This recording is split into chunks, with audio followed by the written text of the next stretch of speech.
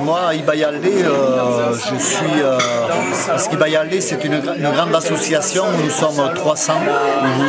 Et il y a plusieurs sections dans cette association. Donc la rame, le chant, la danse.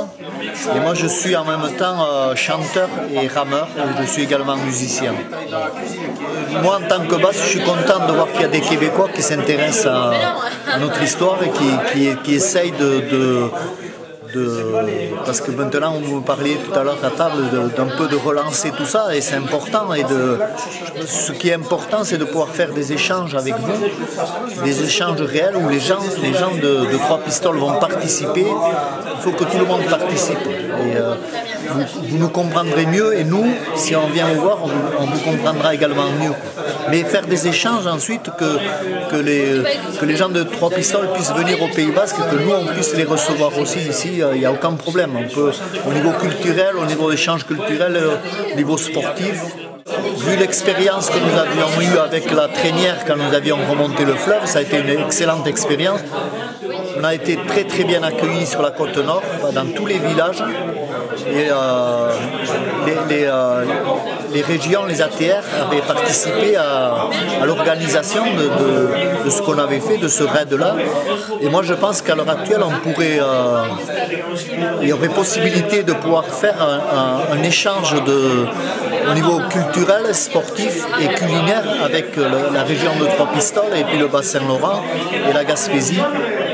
Je pense entre autres à faire un raid à la rame sur une dizaine de jours. Nous avons des bateaux. D'ailleurs, vous avez pris la photo tout à l'heure du bateau, là, je leur montrerai éventuellement. Ces petits bateaux et chez vous, vous avez également ce qu'on appelait les Doris à Saint-Pierre, mais vous avez l'équivalent des Doris, j'en suis sûr, en Gaspésie, ils les ont. Ce sont des petits bateaux qui servaient à la pêche côtière. Maintenant, vous les avez équipés de moteurs, mais avant, ils n'étaient pas équipés de moteurs et il fallait ramer pour aller à la pêche. Et donc, nous avons ces bateaux-là. Je pense que ça serait très intéressant de faire un échange sportif avec des Québécois, où les Québécois et les Basques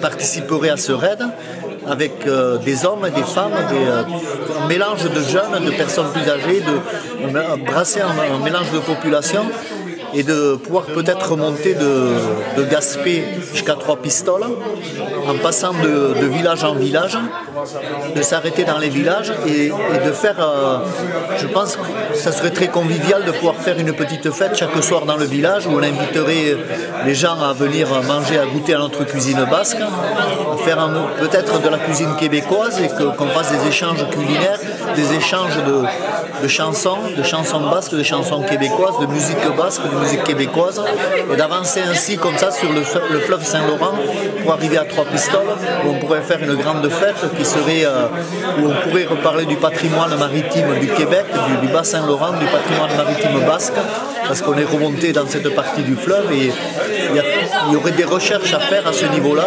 de faire des échanges avec sur tout ce qui concerne le patrimoine maritime, mais pas que le patrimoine maritime, à l'heure actuelle sportif également, au niveau de la rame, au niveau des bateaux, des embarcations, de la cuisine, c'est à explorer, mais il y a beaucoup de choses à explorer et c'est surtout un échange.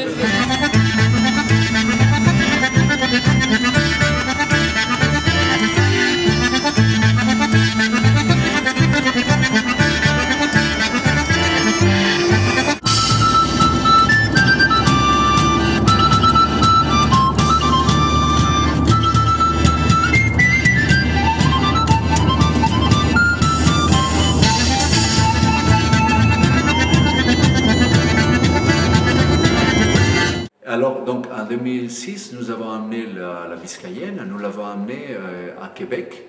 Et c'est à Québec que nous avons commencé une expédition qui nous avons navigué depuis Québec jusqu'à Red Bay. C'est-à-dire en visitant beaucoup de sites d'intérêt historique concernant l'activité des baleiniers et moitiés basques.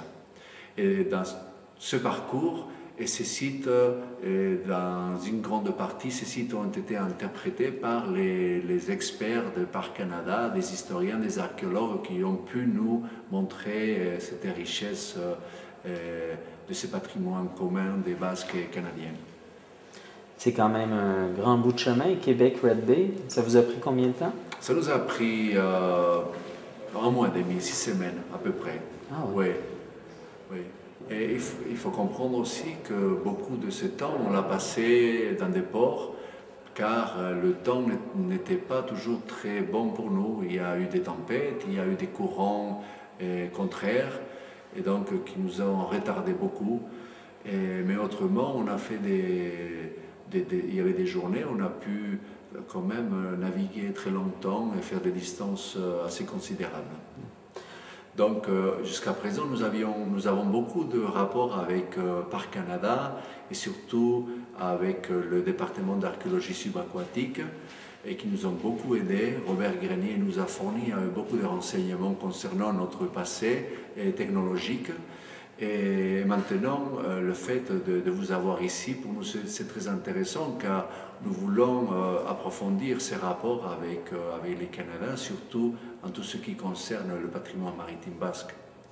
Lors de l'expédition à Païsacobeto en 2006, nous avons pu arriver à l'île aux Basques. Là-bas, nous avons pu voir le résultat des fouilles archéologiques. Et donc, je comprends que cette île est gérée par Trois Pistoles. Donc, nous n'avons malheureusement pas pu connaître le musée Trois Pistoles, car c'était fermé lors de notre visite. Mais de voir l'intérêt que notre passé suscite dans cette région, c'est quand même très émouvant pour nous. Et stratégiquement, c'est très important, car c'est un outil très important pour faire connaître ce passé basque au Canada qui, de notre point de vue, est passé quand même un peu inaperçu. Donc il y a beaucoup à faire. Et les Basques ne sont pas reconnus comme, peut-être, enfin pas reconnus, mais c'est-à-dire qu'on n'a pas la même notoriété que les premiers découvreurs anglais ou français, n'est-ce pas? Et il est fort probable que les Basques aient soit été et visité le Canada bien avant eux. Donc je crois qu'il y a beaucoup de choses à faire et les Trois Pistoles peuvent faire beaucoup dans ce sens-là. Lors de notre passage en 2006 au Canada, nous avions annoncé à Red Bay notre intention d'y retourner d'ici quelques années à bord du galion San Juan, car notre prochain grand projet, ce sera la construction du galion lui-même. C'est quand même un gros galion, c'est 300 tonneaux? C'est 200 tonneaux, 200. Mais quand même c'est un grand bateau. Les archéologues de Parcs Canada ont pu reproduire les plans avec des tailles. Et il faut savoir que le galion San Juan est le bateau le mieux connu de son époque. C'est le bateau le mieux préservé, le mieux étudié du XVIe siècle. Donc c'est un travail très important que les scientifiques canadiens ont fait pendant beaucoup d'années.